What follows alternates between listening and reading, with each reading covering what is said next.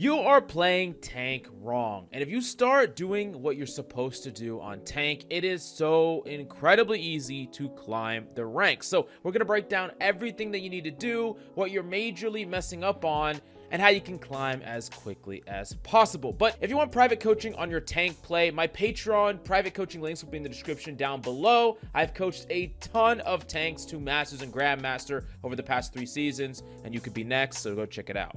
Now, the first thing that we need to talk about is the concept of taking space over doing anything else. Because taking space and creating space on a tank is the most important thing that you could do. But it seems really abstract and not that straightforward as far as what you're directly supposed to be doing. Well, let's first talk about what space is. And space are the areas on the map that your team control, can do damage from, and can heal from. So it's basically where your team does everything from. And a tank has to contest, push, or deny space. That is their primary job. Now, there's many reasons why tanks are particularly good at contesting space, but the big one is they have huge health pools. You're not going to just vaporize if you're getting shot. And in fact, a lot of tanks can take damage and still be okay. You can get healed up. You have damage mitigation abilities. You have a much bigger health total. And all of that combined means that if you are on the front line taking damage, unlike pretty much anyone else on your team, you can still live. Now, with that being said, if space is the most important thing in any team, like it's where your entire team operates from, and you're the only one that can contest space, actively fight for space that is being claimed by the other team, then you're really the most important piece on everyone on your team. If you do not exist, then your team are going to be forced to fight and contest space with their fragile selves and honestly just get vaporized because they're going to take damage that way goes over the healing threshold, way goes over the ability to get healed back up, and they don't have the resources to contest anywhere near like you do.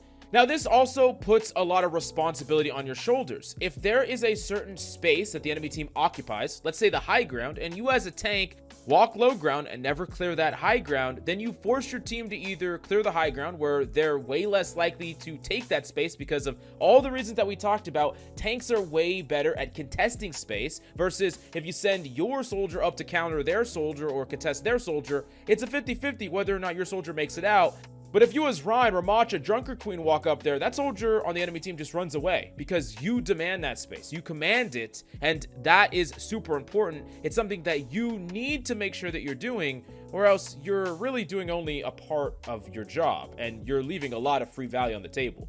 Now, also, creating space doesn't mean just running your face directly into their tank. In fact, a lot of the time, depending on the character you are, you're trying to put pressure on their supports or their DPS so that these players have to move back and then their tank doesn't get the resources that they need to sustain a fight on the front line. As an example of this, think like a Winston jumping on an Ana, so the Ana has to back up, and then the Rhine on the front line has to back up because he's not getting any healing. That's just one example. Now, also, when you're trying to create space, you do not want to just be holding the open for a very long time. The idea is that you're not being permanently healed up and pocketed non-stop because you want your supports to do other things besides just heal you. They have really powerful abilities. They can do damage. You ideally want them to enable you when you have either a huge advantage and you're going to win out the fight, or they enable you in very small bursts because you're using cover. You're going from one piece of cover to the next, and the better you are a tank, the more you can do with less resources. And the way that you do that is making sure that the moments in time where you're hard contesting, when you're hard fighting the enemy team, you're doing it out of cover when you have full HP and all your cooldowns. You're not consistently fighting in the open longer and longer, where every second you're needing more and more resources and you have less and less of your own cooldowns to fight the enemy team. Your shield is getting low, your HP is getting low, you don't have any damage dealing abilities. The idea is you're very deliberate in the times that you're fighting and the times that you're not, and you're making sure that you accurately evaluate what the enemy tank has as far as how much resources they have, how much cooldowns they have, and that's going to better allow you to know can I take more space here? Can I push in more aggressively here? Do I have a fundamental advantage against the enemy tank or the enemy team that means that I can claim more space because we're winning the exchange of resources? Or do I need to back up, play more cover, get my resources back, and then push forward? This is the push and pull that a tank player has to learn, and really you have to watch out for it first, or else you're never going to be able to do this at all.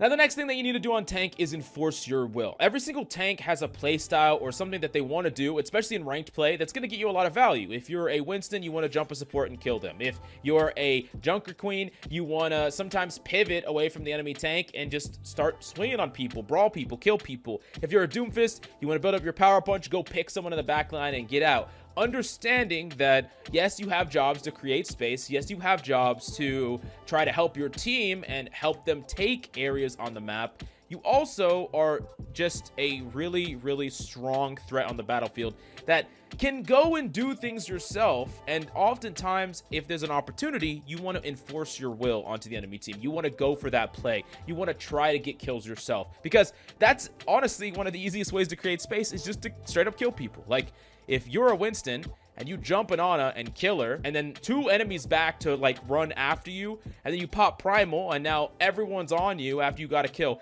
that is a crazy amount of space, a ridiculous amount of space, so much that you're just going to win that fight for free.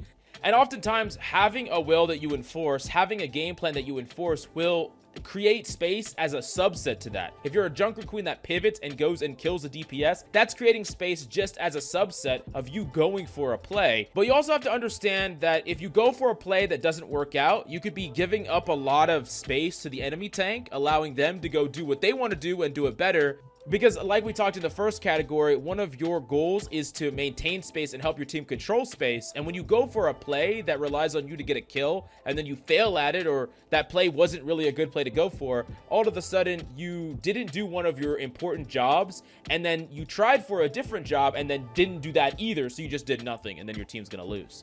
Now, the next thing that you need to understand on tank is there's times when you need to peel, and there's times that you need to not peel. And peeling is just coming back and helping your teammates. And this is something that is hard for every single tank to realize, because there are times when your team legitimately needs some help and you have the means to do so. Let's say you're Junker Queen and there's a Winston that jumps your backline. You could swing at him, you could hit him with a knife, you could pull him back in, and maybe peeling gets him killed. Maybe you just flat out come back for your team, help your team, save them, and then kill somebody. But it's not always realistic for you to peel. And a great example of this always happens if you're playing Ryan and the enemy team is playing Winston, and you're like in the middle of the fight, like the mid ground. You're kind of in between the enemy team squishies and your team squishies, and then their Winston jumps all the way back to your backline. Now, a lot of Winstons will try to pin back. They'll do a complete 180 and try to pin back. There's a couple of problems here. If one, you hit the pin, sure, it could be good. But if you miss the pin, then yes, you travel to the Winston, but you gave up all of that free space to the enemy team. And that means that the enemy DPS, the enemy supports, all these characters can now dump and follow up their Winston's aggressive play, which means nades are flying through, damage flying through. So oftentimes the correct play is to not peel at all. The correct play is, I'm going to keep forward pressure so that I don't allow them to aid the Winston in the back fight, and I'm going to rely on my team somewhat to try to deal with this Winston because they have the huge numbers. And I do understand that relying on your team at all does kind of suck, but you also have to understand that the way to overcome that isn't to make an even worse play that doesn't enforce your will. Remember, as a Rhine, if you just get to push forward, stand there, or threaten those squishies, and they can't help that Winston, maybe you shatter them all. Maybe you push forward and try to swing on them. Maybe you just stand there and deny them to push up. Whatever the case may be, that might be the more objectively better play.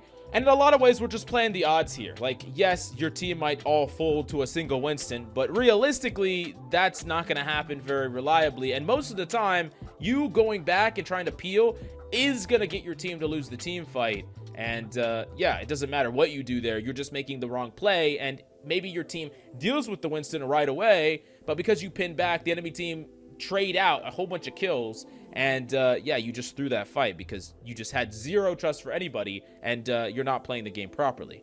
Now, the next thing that you need to make sure that you're doing is understanding your composition. Every single tank has like a most optimal composition or an optimal composition that they would like. If you're a Winston, you would love freaking Genji and Tracer, Sombra Tracer with a Kiriko and a Lucio, and you just go in and everyone jumps together and it's amazing, right? But that's not going to happen in ranked. It's just not going to happen at all. And you need to understand that if you're playing a tank, you need to think about what your DPS and supports can even do. Can your supports enable you and pocket you? Like, I'm not even talking about if they will, I'm talking about can they even do that? And that's going to change how you play. Like, if you had, let's say, a Kiriko and a freaking Lucio and you're Rhine, I would not necessarily be wanting to trade blows with the Rhine on the front line if they have a BAP and a Moira. Like, I'm not gonna be able to do that. I'll just lose over time. Now, this doesn't mean that the supports need to swap, and this doesn't mean that we're gonna lose automatically, but what it does mean is that there are certain play patterns that you should try to avoid depending on what you have, the tools that you have in front of you. Like, if you're playing a Winston and you have 0 dive DPS, you can't go for deep dives. Like, no one's gonna help you, no one's gonna follow up with you, and most of the time you need to rely on your other DPS. Maybe it's a Junkrat, maybe it's a hit scan, to get some value, find an opening, and then you capitalize on that opening. So you're almost playing off what they're doing in a lot of ways, as opposed to just going for a blind dive into the back line when you have 0 follow-up and no one that can help you. So understand when your team can really line up with what you're doing. Look and see what your team are doing, where they're positioned. Are your DPS on a flank? Are your DPS playing the front line? What DPS are they? And this will better help you understand your limits, how aggressive you can be, what type of dives, what type of engages should you take. And most of the time, tanks just kind of lock what they want to lock and they don't think about anything else, but that's really setting you up for failure. And that's why sometimes you play a dive tank and you go in and pop off and you're like, oh, this is so easy, I'm the fucking GOAT. And then the next game you do the same thing and you just die and you're like, what the hell, my team's feeding. But really, you're feeding because you're not changing your play style. You're just doing the same play style every single game, and it's not gonna work because you have different tools on your team, and that's super important to understand. Now, last up, and this one is something that I'm going to be a bit hard on tank mains for specifically. If you're a tank player and you don't communicate at all, you don't ever comm at all, you are throwing. I don't care what your reasoning is, unless you literally can't talk, then I'm sorry. But really, you should be communicating on tank. Most of the time, people won't even talk, but they're in comms, and you should try to communicate even just super simple stuff, like push in, I'm going to ult, backing up, let's regroup. This type of simple stuff is amazing. And of course, if you're someone that is more extroverted or you're not afraid to talk more, talking more is amazing. It's such a cheat code on tank. The more and more you communicate, the more and more you can get the team on your page. Everyone wants to win a game easily, and the easiest way to do that is just to follow the tank's direction, because without the tank, or if you're doing stuff in opposition to your tank, you're just going to lose that game so easily. Everyone has to synergize with you.